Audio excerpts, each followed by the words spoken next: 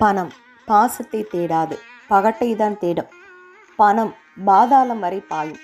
பணம் இருந்தால் போதும், இல்லாத உறவும் நம்மை தேடும். பணம் இல்லாத போது உறவு நம்மை விட்டு போகும். பணத்திற்கு முக்கியத்துவம் தருவது முக்கியம்தான், ஆனால் பணத்திற்கு மட்டுமே முக்கியத்துவம் தரக்கூடாது. வாழ்க்கை சக்கரம் மாறி மாறி சுழன்று கொண்டே இருக்கும். கீழே இருப்பவன் மேலே வருவான், மேலே இருப்பவன் கீழே வருவான். இதற்கு நிறைய உதாரணங்களை சொல்லலாம். அதில் ஒரு உதாரணம், திரைத்துறையில் சிவாஜிக்கு இணையாக திகழ்ந்த நடிகை சாவித்ரி செல்வ செழிப்பில் வாழ்ந்தார்.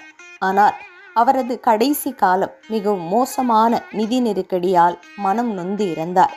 தான் வாழும் காலத்தில் வாரி வாரி வழங்கினார். வாங்கியவர்கள் எல்லாம் அவர் கஷ்டப்பட்ட போது உதவவில்லை. பணத்தை உறவுகளுக்காக விரயம் பண்ண வேண்டாம்.